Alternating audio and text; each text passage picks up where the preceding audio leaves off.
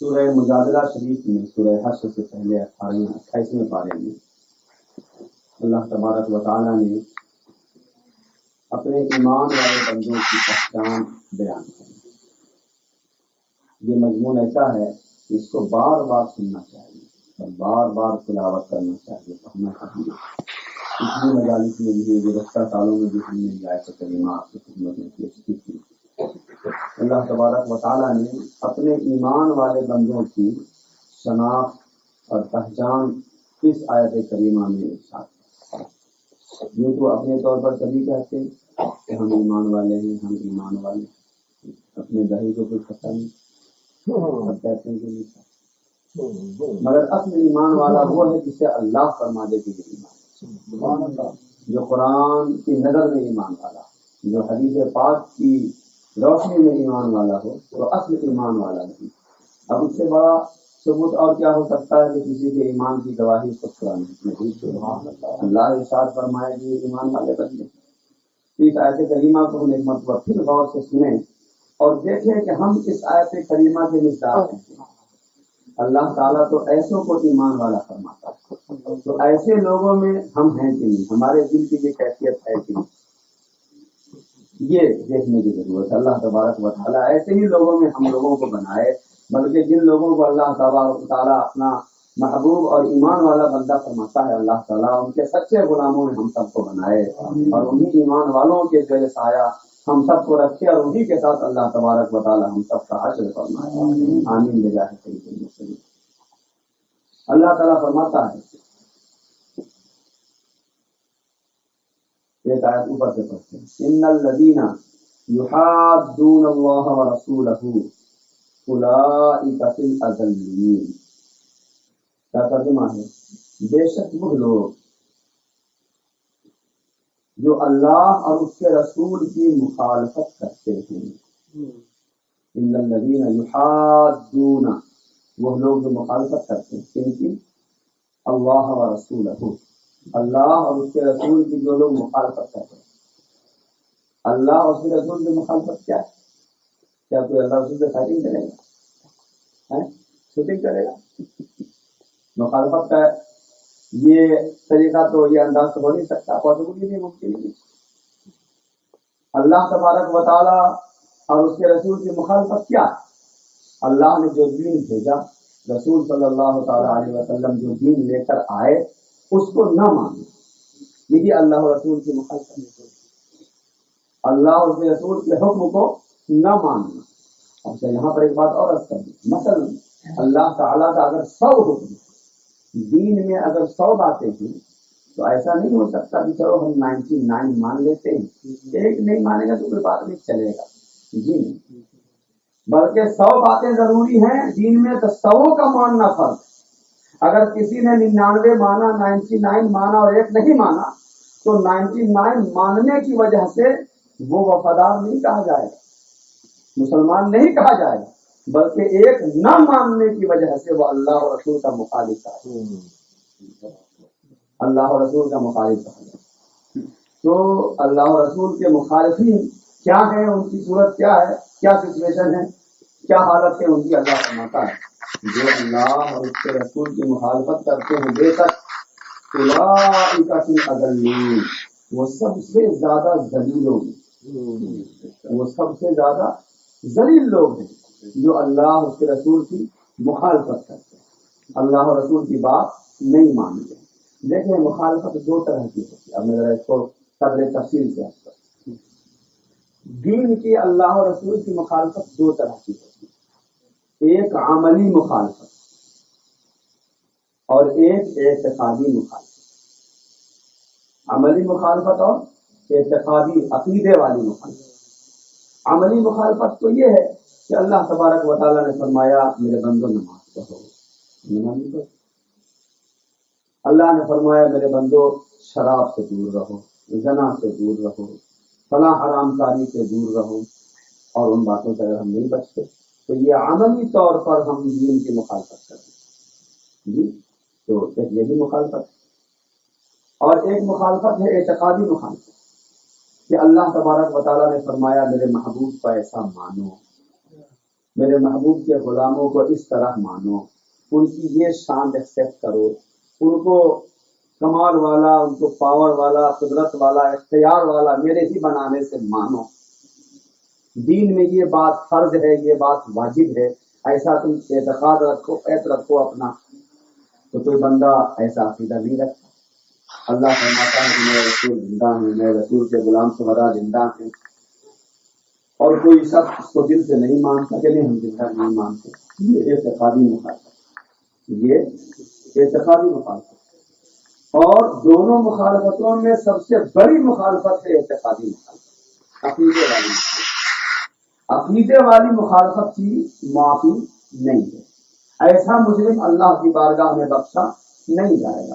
اور جو عملی مخالفت ہے، عملی مخالفت کرنے والا اگر عقیدے میں مخالف نہیں، اعتقادی اعتبار سے، قلبی اعتبار سے مخالف نہیں، مگر عملی اعتبار سے ایکشن کے لحاظ سے وہ مخالفت کرتا، تو وہی مجرم، وہ بھی گنہگار، مگر اس کی مغفرت اور بخشش کا چانس ہے۔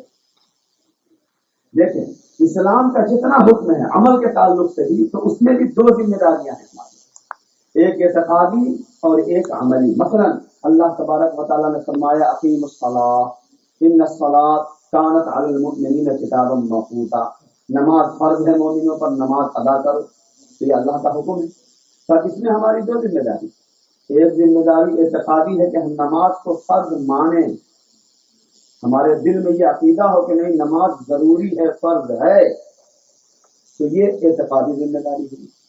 اور دوسری ذمہ داری، اس اعتقادی ذمہ داری کو ادا کرنے کے بعد اس کو ہم ادا کریں، پڑھیں، تو نماز کو فرض ماننا دل سے یہ بھی ایک فرض ہے، اور پھر اس کو اپنے ایکشن، اپنے عمل سے ادا کرنا یہ بھی ایک فرض ہے۔ تو اب اگر کوئی شخص نماز کی فرضیت کا اعتقاد رکھتا، اعتقادی اعتبار سے، دل کے اعتبار سے وہ مانتا ہے کہ نہیں نماز فرض ہے، روزہ فرض ہے، زکوٰۃ فرض ہے، حج فرض ہے، سب کو فرض مانتا، شراب حرام ہے، جوا حرام ہے، زنا حرام ہے، یہ سب مان رہا، مگر ایکشن دیکھیے اس کا تو نماز پڑھتا نہیں، روزہ رکھتا نہیں، حج کر سکتا ہے مگر کرتا نہیں، گناہ کے کاموں سے بچتا نہیں۔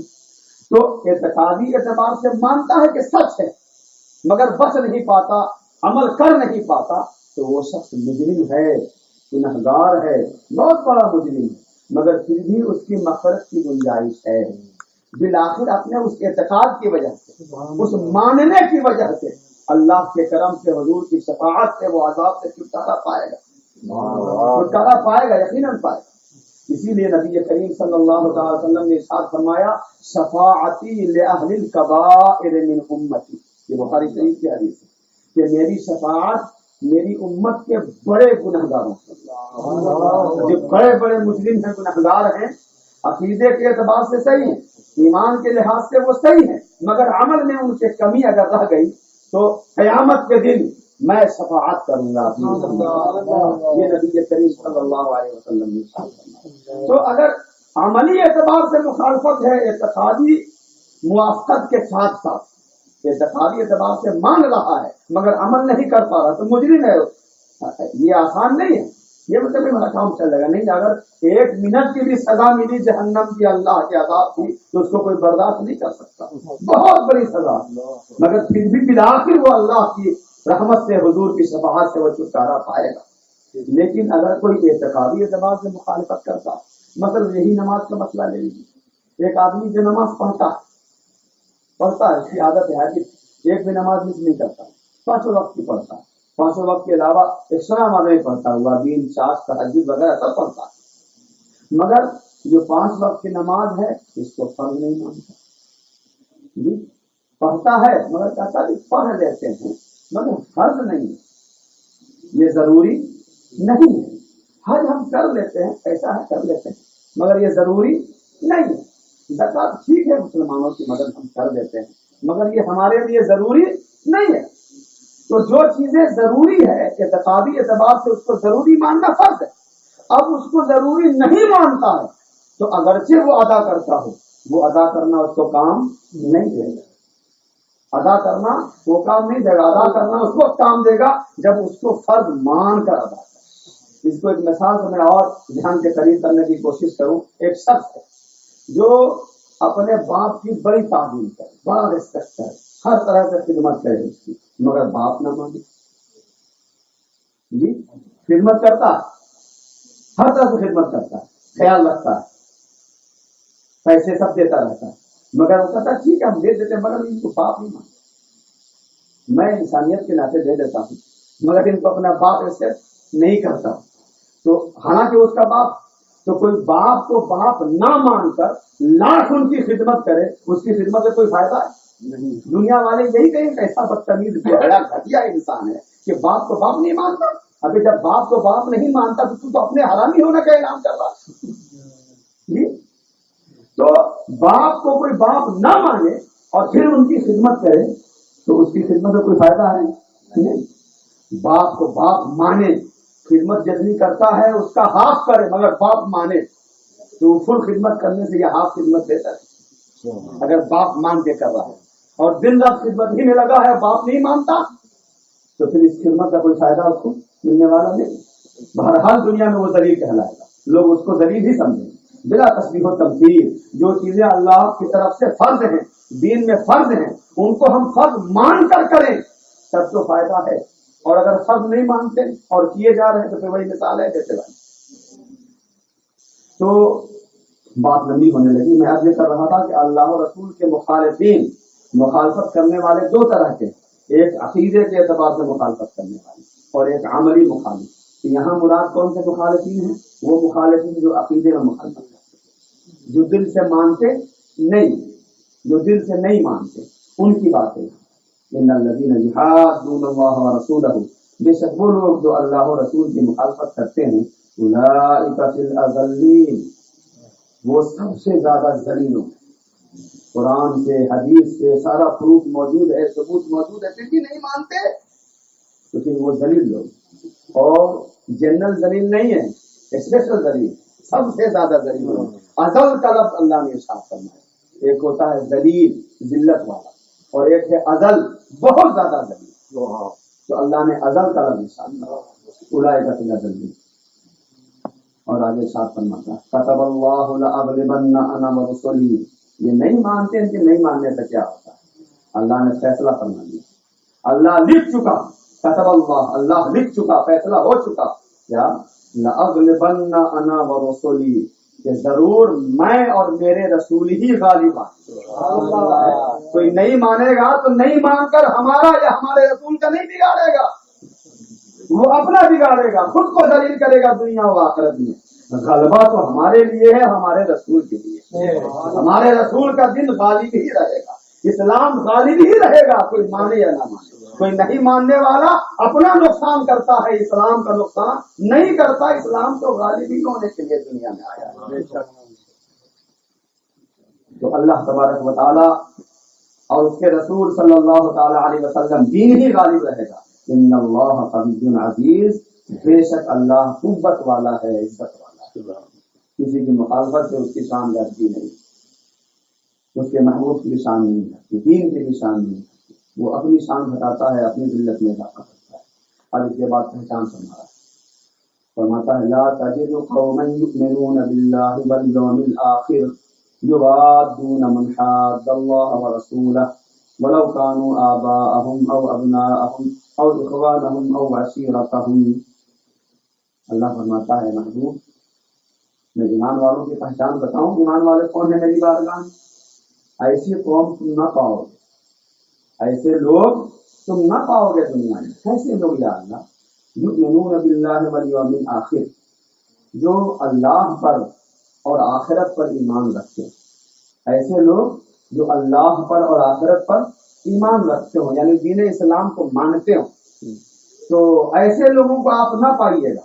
کیا نہیں پائیں گے ان کو؟ کیا نہیں کریں گے؟ فرمایا ایسے لوگ نہ پائیے گا ان کو کہ یوادون من حاد اللہ ورسولہ، کہ یہ لوگ دوستی کریں ان سے جو اللہ اور رسول کے مخالف۔ جو ایمان والے ہیں میرے محبوب، ان کو آپ اللہ اور اس کے رسول کے مخالفین سے دوستی کرتے ہوئے، محبت کرتے ہوئے نہ پائیے گا۔ وہ لوگ کبھی بھی میرے اور آپ کے مخالفین سے دوستی نہ کریں گے، یہ ان کی پہچان، یہ اللہ نے ارشاد فرمایا۔ تو اللہ اور رسول کے مخالفین سے ایمان رکھنے والوں کو دوستی کرتے ہوئے آپ نہ پائیے گا. وَلَوْ كَانُوا آبَاءَهُمْ أَوْ أَبْنَاءَهُمْ أَوْ إِخْوَانَهُمْ أَوْ عَشِيرَتَهُمْ، اگرچہ وہ مخالفت کرنے والے لوگ ان ایمان والوں کے باپ کیوں نہ ہوں، او ابناءہم بیٹے کیوں نہ ہوں، او اخوانہم بھائی کیوں نہ ہوں، او عشیرتہم یا فیملی کے دیگر افراد کیوں نہ ہوں، کوئی بھی ہوں، مخالف اگر ہیں اللہ اور رسول کے تو پھر ایمان رکھنے والے ان سے دوستی اور تعلق نہ رکھیں گے. یہ اصل ایمان والوں کی، حقیقی صحیح ایمان والوں کی یہ پہچان ہے اللہ کی بات. یہ اللہ نے ارشاد فرمایا، یہ تو ان کی پہچان ہے. اور ان پر جو لوگ ایسا کرتے ہیں کہ اللہ اور رسول کے مخالفین سے دوستی نہیں کرتے، اب اس آیت کی روشنی میں آئینے میں صحابہ کرام کی زندگی دیکھتے ہیں کہ وہ کیسے ایمان والے. ابھی جنگ بدر کا تذکرہ اجمالاً گزرا اور جنگوں کا ذکر ہوتا ہے تو صحابہ کرام رضوان اللہ تعالیٰ علیہم اجمعین کی جو جنگیں ہوئی کن سے ہوئی؟ اللہ اور رسول کے مخالفین سے نا. ان سے جو اللہ اور رسول کے مخالف تھے، مگر دنیاوی ریلیشن کے اعتبار سے وہ لوگ کون تھے؟ سب اپنے رشتے دار تھے. کوئی چچا ہے، کوئی ماموں ہے، کوئی بھتیجا، یہاں تک کہ باپ بیٹا، یہاں تک کہ باپ بیٹا. باپ جو ہے اللہ اور رسول کا مخالف سمجھ کر اس سے دور ہے، اس کو کنارے کیے ہوا. جتنی جنگیں ہوئی صحابہ کرام کی حضور کے ساتھ، ان جنگوں میں اکثریت انہی مخالفین کی تھی جو آپس میں رشتہ دار تھے، جو ان صحابہ کرام کے رشتہ دار تھے، اپنی فیملی کے ممبر تھے. مگر صحابہ کرام کو چونکہ یہ پہچان یاد تھی، اللہ کا یہ ارشاد انہیں یاد تھا کہ جو میرے محبوب کے سچے وفادار ہیں، جو ایمان والے ہیں، وہ کبھی بھی اللہ اور رسول کے مخالفین سے دوستی نہ کریں گے، وہ اپنے رشتہ دار ہی کیوں نہ. تو عمل کر کے دکھایا صحابہ کرام رضوان اللہ تعالیٰ علیہم اجمعین نے اس آیت کریمہ. اس آیت کریمہ کی عملی تفسیر تھے صحابہ کرام رضوان اللہ تعالیٰ علیہم اجمعین، اور ان کے صدقے میں ان کے بعد کے بہت سارے مسلمان. آج بھی ایسے مسلمان دنیا میں موجود ہیں مگر کم. ان پر کیا انعام ہے اللہ کا ایسے لوگوں پر. اب اللہ تعالیٰ ان پر انعامات کی بارش کرتا ہے. ہمارے ایسے غیرت مند والے بندے، غیور بندے جو غیرت کرتے ہیں کہ اللہ رسول کے مخالفین سے دوستی نہیں کرتے، فرمایا اولئک کتب فی قلوبہم الایمان وایدہم بروح منہ. یہی وہ لوگ ہیں جن کے دل میں اللہ تبارک و تعالیٰ نے اپنے دست قدرت سے ایمان لکھ دیا. اللہ نے اپنے دست قدرت سے ایمان نقش کر دیا ہے ایسے لوگوں کے دل. بزرگوں نے فرمایا یہاں پر حسن خاتمہ کی بشارت ہے. جس کے دل میں اللہ تعالیٰ اپنے دست قدرت سے ایمان نقش کر دے تو اللہ کا لکھا مٹتا ہے کیا؟ اللہ کا لکھا نہیں مٹ سکتا. خود فرماتا ہے لا تبدیل لکلمات اللہ، اللہ کے کلمات بدل نہیں سکتے. تو اللہ تبارک و تعالیٰ یہ وہ لوگ ہیں جن کے دلوں میں اللہ نے ایمان کو نقش فرما دیا ہے. سبحان اللہ. یاد آیا اعلیٰ حضرت علی مرکز رضی اللہ تعالیٰ. اعلیٰ حضرت نے اپنی تاریخ پیدائش اسی آیت کریمہ سے نکالی. اسی آیت کریمہ سے اعلیٰ حضرت نے خود اپنی تاریخ پیدائش نکالی کہ یہ وہ لوگ ہیں جن کے دل میں اللہ نے ایمان نقش کر دیا. وَأَيَّدَهُمْ بِرُوحٍ مِّنْهُ، اور اپنی طرف کی روح سے یعنی جبریل امین کے ذریعے ایسے لوگوں کی مدد فرمائی اللہ تعالیٰ. بسا اوقات شیطان وسوسے ڈالتا ہے، آدمی اس حکم پر، اس آیت پر عمل کرنے کی کوشش کرتا ہے تو شیطان دل میں وسوسہ ڈالتا ہے تم کہاں مولویوں کے چکر میں پڑ گئے یار، کہاں ان باتوں میں پڑ گئے. کہیں اپنوں کو چھوڑا جاتا ہے، دوستوں یاروں سے الگ رہا جاتا ہے، تم ان کو چھوڑ دو گے، الگ ہو جاؤ گے، تمہیں کون پوچھے گا؟ کبھی پرابلم ہو جائے گا تو تمہاری کون مدد کرے گا؟ مان لو کسی نے تم سے جھگڑا کیا، اب تم تو کسی سے ملتے نہیں ہو تو تمہارا سپورٹر کون بنے گا؟ اس کے مقابلے میں تمہاری کون مدد کرے گا؟ یہ سب غلط ہے. سب مولوی مولانا کی چکر میں نہیں پڑنا چاہیے. کہاں تم کس مسجد میں چلے جاتے ہو؟ اس طرح کے وسوسہ شیطان ڈالتا کہ نہیں ڈالتا؟ تو اللہ تبارک و تعالیٰ اس وسوسے کا جواب ارشاد فرماتا ہے میرے بندو ایسا وسوسہ قبول نہ کرنا. یہ مت سوچنا کہ تم نے غیرت دکھلائی اور اللہ و رسول کے مخالفین سے دوری اختیار کر لی تو تم اکیلے رہ گئے. نہیں، اللہ تبارک و تعالیٰ پھر جبریل امین کو تمہارا مددگار بنائے. یہ دنیا والے کیا مدد کریں گے؟ ہم اپنے فرشتے کو تمہارا مددگار بنائیں. اور کس کو؟ جبریل امین کو مددگار بناتا ہے۔ اور جبریل کون ہے؟ میں بار بار عرض کیا کہ انبیاء میں میرے سرکار افضل، اولیاء میں غوث پاک افضل، اماموں میں امام اعظم افضل، مجددین میں مجدد اعظم اعلی حضرت افضل اپنے زمانے میں۔ اسی طرح فرشتوں میں جبریل امین افضل۔ جبریل امین تمام فرشتوں کے سردار، تو جب سردار ہی میری مدد پر ہے، جب کسی کنٹری کا پرائم منسٹر ہی اپنا دوست ہے، اپنا مددگار ہے، تو پھر جتنے اس کے اندر میں سب اپنی مددگار ہیں۔ جب جنرل جو ہے کمانڈر وہی ہمارا مددگار ہو گیا، تو پھر سارے سپاہی سارے فوجی دوسری کے اندر میں وہ تو اپنے مددگار ہو ہی گئے۔ تو اللہ تبارک و تعالیٰ فرشتوں کو مددگار بناتا ہے، وہ اپنے آپ کو تنہا نہ سمجھے، اللہ کے فرشتے اس کی مدد پر ہوتے ہیں، اور فرشتے کی مدد کبھی رکتی نہیں۔ یہ جو دنیا والے ہیں جن کے چکر میں تم اللہ اور رسول کے مخالفین سے دوری نہیں بناتے اور ان کے ساتھ رہتے ہو، ان کی مدد کتنے دن تک کے ساتھ دیں؟ فرشتے وہ مددگار ہیں کہ دنیا میں بھی ساتھ دیں گے اور قبر و محشر میں بھی ساتھ دیں گے، ان کا ساتھ کبھی چھوٹے گا نہیں۔ فرشتوں کی زبانی اللہ کہلواتا ہے، دوسری جگہ کبھی اس کے بارے میں اللہ نے ارشاد فرمایا نا، ان الذين قالوا ربنا الله ثم استقاموا تتنزل عليهم الملائکہ، کہ جو لوگ جن لوگوں نے کہا کہ اللہ ہمارا رب ہے، اللہ کو رب مانا جیسا ماننا چاہیے ویسا مانا، ثم استقاموا، پھر اسی پر قائم رہے، کلمہ پڑھ لیا، اسلام کو ایکسپٹ کر لیا تو 100% اسلام پر ڈٹے رہے، ایسے لوگوں کے بارے میں اللہ فرماتا تتنزل علیہم الملائکہ، ایسے لوگوں پر فرشتے آتے ہیں، فرشتے نازل ہوتے ہیں ایسے لوگوں کی۔ وہ کیا کہتے ہیں؟ اللہ تخافوا، ڈرنا نہیں، لا تخافوا، ڈرنا نہیں، ولا تحزنوا، اور کسی طرح کا حزن مت رکھنا اپنے دل میں۔ حزن کس کو کہتے ہیں؟ حزن کہتے ہیں گزرے ہوئے نقصان کو یاد کر کے جو صدمہ ہوتا ہے نا، اس کو حزن کہتے ہیں۔ گزری ہوئی تکلیف جب یاد آتی ہے، پھر جو دل پہ کیفیت ہوتی ہے اس کا نام کیا ہے؟ حزن ہے۔ تو وہ جو تمہارے دنیا کے دوست یار چھوٹ گئے، تو اس کا غم مت کرنا، لا تحزنوا، اس کا غم تمہارے دل میں آنا نہیں چاہیے۔ لا تخافوا ولا تحزنوا وابشروا بالجنہ، تمہیں جنت کی خوشخبری ہے، تمہارے لیے جنت کی خوشخبری ہے، التی کنتم توعدون، وہ جنت جس کا وعدہ تم سے کیا گیا۔ اس کے بعد کہتے ہیں فرشتے نحن اولیاؤکم فی الحیات الدنیا وفی الاخرہ، اے بندو ہم تمہارے مددگار ہیں دنیا کی زندگی میں بھی اور آخرت میں۔ نحن اولیاؤکم فی الحیات الدنیا وفی الاخرہ، تو جو لوگ ایسے غیرت مند ہوتے ہیں وہ تنہا نہیں رہ جاتے، پھر ایسے مددگار ان کو مل جاتے ہیں جو دنیا میں بھی ساتھ ہوتے ہیں اور آخرت میں بھی مدد کرتے ہیں۔ تو اللہ فرماتا ہے ہم ایمان ان کے دل میں نقش کر دیتے ہیں اور فرشتوں کو ہم ان کا مددگار بنا دیتے ہیں۔ دو انعام۔ تیسرا انعام ہے کیا؟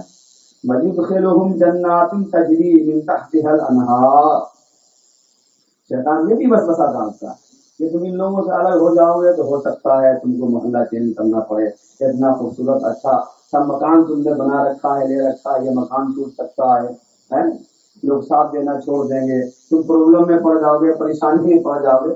اللہ تعالیٰ اس وسوسے کو دور فرماتا ہے کہ ایسا نہ سوچیں، اس وسوسے میں نہ آئے ایسے لوگ، بلکہ ان کے لیے دنیا کے مکانات کیا ہیں، ان کی کیا حیثیت ہے، اللہ تبارک و تعالیٰ ان کو جنت میں داخل فرمائے گا، جنت میں داخل فرمائے گا۔ اور جنت کیسی ہے؟ تجری من تحتها الانہار، جس کے نیچے نہریں بہ رہی، خوبصورت حسین، ایسا حسن کہ آدمی سوچ بھی نہیں سکتا۔ یہ دنیاوی مکانات اور سوئمنگ پول کا تمہیں بلاوا دیتے ہیں، چل ہم تم کو جنت میں لے جائیں گے، تمہیں وہاں جو نہر بہے گی اس کا کیا کہنا سبحان اللہ۔ تو اللہ فرماتا ہے ان کو جنت میں داخل فرمائے گا۔ اچھا داخل فرمائے گا، وہاں کتنے دن رہیں گے؟ یہ اسٹے بہت شارٹ ہوگا، معمولی ہوگا۔ اللہ فرماتا ہے نہیں، خالدین فیہا، اس جنت سے پھر نکلنا نہیں ہے، اس میں ہمیشہ تمہیں رہنا، ہمیشہ اس میں رہنا۔ یہ انعام اللہ عطا فرماتا، اور فرمایا قربان جائیے انعامات کی بارش فرما رہا اللہ ایسے بندوں پر جو ایسے ایمان والے۔ فرماتا ہے رضی اللہ عنہ، ایسے ہی بندوں سے اللہ راضی ہے، ایسے ہی بندوں سے اللہ تعالیٰ خوش راضی ہے۔ اور کمال بندہ نوازی فرمایا ورضوا عنہ، اور یہ بندے بھی اللہ سے راضی، جس کو ہم راضی کرنا چاہتے ہیں ہر محب اپنے محبوب کو راضی کرنا چاہتا کہ میرا محبوب ہم سے راضی ہو جائے. پھر اس محب کی کیا کیفیت ہوگی جب محبوب خود اس کو منانا چاہے. جب محبوب ہی محب کو منانا چاہے, یہ تو اس کی محبت کی معراج ہے. اللہ فرماتا ہے اللہ ان سے راضی, پھر فرمایا یہ بندے بھی اللہ کے راضی. اللہ اپنے ان بندوں کو راضی فرمائے گا, منائے گا, خوش کرے گا. یہ کیفیت ہوگی. اس کے بعد فرمایا اولئک حزب اللہ, یہی لوگ ہیں جو اللہ کی جماعت, یہی اللہ والی جماعت کے لوگ ہیں, اللہ کے گروپ کے لوگ ایسے ہی لوگ ہیں. اولئک حزب اللہ, یہ اللہ کی جماعت.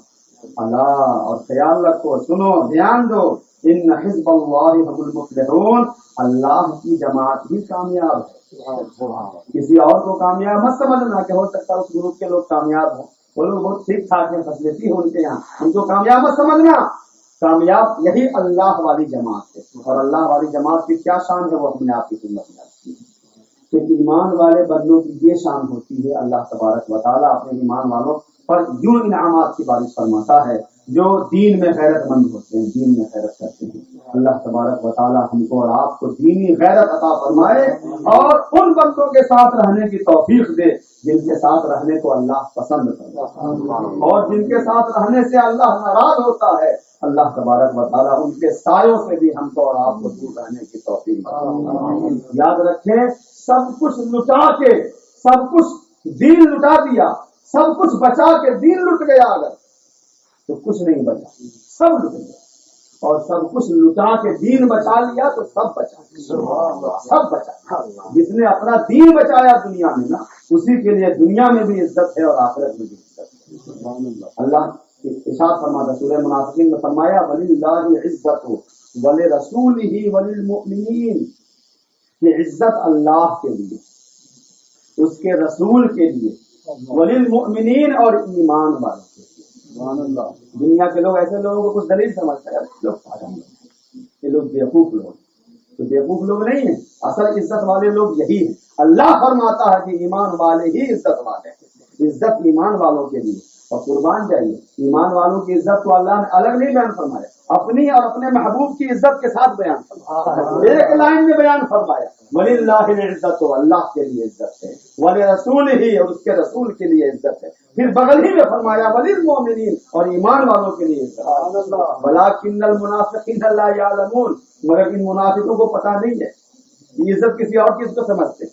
یہ دنیاوی اعتبار سے پسجن بن جانے کو اور ایڈوائزر بن جانے کو ہی عزت سمجھتے. عزت ان کے لیے نہیں, عزت ہمارے محبوب کے سچے وفاداروں غلاموں کے لیے ہے, ایمان والوں کے. تو اصل عزت اسی میں ہے. اللہ تبارک و تعالیٰ اس عزت سے ہم کو اور آپ کو سرفراز فرمائے اور اپنے محبوبین اللہ تبارک و تعالیٰ اپنے حبیب کے سچے وفاداروں اور غلاموں کے نقش قدم پر چلنے کی توفیق. یہ باتیں ہم آپ سنتے ہیں, سن کر اگر ہم نے مانا, اس پہ عمل کیا, تب تو سننے کا فائدہ ہے, سنانے کا فائدہ ہے, ورنہ پھر بس یہی ذہنی تقریر ہے جو کچھ حاصل نہیں. تقریروں کا فائدہ اسی وقت ہے جب اس تقریر سے تقریر کرنے والا پہلے اس کو عمل کرنا چاہیے. جو خود بیان کرتا ہے پہلے اس کو عمل کرنا چاہیے. اگر وہ عمل نہیں کر رہا تو پھر اس کی تقریر, اس کے بیان سے بھی فائدہ نہیں ہوتا, برکت نہیں ہوتی. تو عمل کرنے کا جذبہ سننے والوں میں بھی ہو, اور جو بیان کر رہا ہے اس کو بھی اس پر عمل کرنے کی ضرورت ہے. آج ہی وہ صورت میں نے پڑھی, وہیں سے آج تراویح شروع ہوئی. اللہ ارشاد فرماتا ہے یا ایھا الذین آمنوا لم تقولون ما لا تفعلون, اے ایمان والو وہ باتیں تم کیوں کہتے ہو دوسروں کو جو خود نہیں کرتے. جب تم خود نہیں کرتے ہو تو دوسروں کو کیوں کہتے ہو. تو معلوم ہوا جب تک آدمی خود عمل نہ کرے دوسروں کو کہنے سے اس پہ اثر نہیں ہوتا, فائدہ نہیں ہو. مشہور بزرگ کا واقعہ سننا کہ آپ نے غالباً حضرت غوث پاک کے حوالے سے لوگ بیان کرتے ہیں. ایک بڑھیا آئی اور غوث پاک سے کہا, بہت دور سے آئی, دوسرے گاؤں سے پیدل چل کے آئی غوث پاک کی بارگاہ, ایک بزرگ کی بارگاہ. تو ان بزرگ سے کہا اس بڑھیا عورت نے کہ حضور آپ سے عرض ہے, کیا بات ہے بڑی بھی کہو. تو اس بڑی خاتون نے, اماں جان نے کہا کہ یہ میرا پوتا ہے, ساتھ میں پوتے کو لے گئی تھی, یہ میرا پوتا ہے, یہ گڑ بہت کھاتا ہے, یہ میٹھا بہت کھاتا ہے, اور اس میٹھے کھانے کی وجہ سے اس کو طرح طرح سے زخم وغیرہ نکلتے رہتے ہیں, مگر مانتا نہیں, میٹھا بہت کھاتا ہے. تو ہم لوگ تو منع کر کر کے تھک گئے, نہیں مانتا. آپ بزرگ ہیں, اللہ کے ولی ہیں, آپ منع کر دیجیے, شاید آپ کے منع کرنے سے یہ مان جی.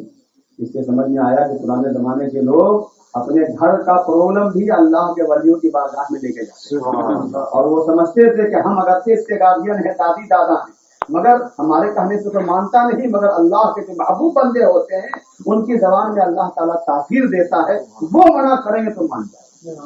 اسی عقیدے سے وہ آئے، تو اس نے کہا کہ حضور اس لیے میں آئی ہوں کہ آپ منع کر دیجیے، تو کہہ دیجیے کہ تم گڑ مت کھانا، میٹھا مت کھانا، آپ کی بات مان لیں۔ تو آپ نے فرمایا اچھا بڑی بھی کل آنا، آج رہنے دو، کل آنا۔ تو انہوں نے کہا کہ حضور میں اتنی دور سے پیدل چل کے آئی ہوں، ٹھیک ہے آپ فرما رہے ہیں کل آؤں گی۔ وہ چلی گئی واپس، اور دوسرے دن اپنے پوتے کو لے کر آئیں۔ انہوں نے سوچا کہ کچھ ترکیب کریں گے، کوئی دعا تعویذ وغیرہ، کچھ لمبا پروسیس لگتا ہے، اسی لیے ہم کو ٹائم انہوں نے دیا کہ کل آئیں۔ کل جب پہنچی تو ان بزرگ نے فرمایا ان کے پوتے سے کہ بیٹے آج سے گڑ مت کھا، آج سے میٹھا مت کھا، اتنا کہہ دیا۔ فرمایا ٹھیک ہے بڑی بھی اس کو لے جا۔ تو اس بوڑھی خاتون نے کہا حضور جب اتنی ہی بات کہنی تھی تو کل ہی کہہ دیتے، یہ ہم کو پھر گھر بھیجا، میں گاؤں گئی، پھر وہاں سے پیدل میں آئی، دنیا بھر کی تکلیف اور مشقت اٹھائی ہم نے، میں سمجھا کہ لمبا پروسیس ہے، رات میں کچھ عمل وغیرہ کریں گے تو کل جا کر اس پر اثر ہوگا، جب اتنا ہی کہنا تھا تو کل ہی کہہ دیتے تھے گڑ مت کھانا، مجھ کو اتنی پریشانی میں ڈالنے کی کیا ضرورت۔ تو بزرگ نے ارشاد فرمایا بڑی بھی کل تک میں میٹھا خود کھاتا تھا، کل تک میں خود میٹھا کھاتا تھا، میٹھا کھانا چونکہ جائز ہے تو کھاتا تھا، تو جب میں خود میٹھا کھاتا ہوں تو میں کیا حق رکھتا تھا اس کو کہنے کا کہ مت کھاؤ، تو میں نے آج میٹھا خود کھانا چھوڑ دیا، اب مجھے حق ہے کہ میں اس کو کہوں کہ تم بھی مت کھانا، اب میں کہوں گا کہ اس سے اثر ہوگا، کل میں کہتا تو چونکہ میں خود کھاتا تھا تو پھر ہمارے کہنے کا کیا اثر ہوگا۔ اس لیے دعا کریں گے اللہ تبارک و تعالیٰ یہ گنہگار جو آپ کی خدمت میں بیان کرتا ہے، ہمارے علماء کرام جو باتیں بیان کرتے ہیں، اللہ تعالیٰ ان علماء کو بھی سب سے پہلے ان علماء کو ان آیتوں پر احکام پر عمل کرنے کی توفیق دے، اور ان کے صدقے میں اس گنہگار کو بھی عمل کرنے کی توفیق دے۔ پھر ہمارے آپ تمام ایمانی بھائیوں بزرگوں کو اللہ تبارک و تعالیٰ اپنے اور اپنے محبوب کے احکام پر عمل کرنے کی اور سچے دل سے ماننے کی توفیق مرحمت فرمائے، آمین۔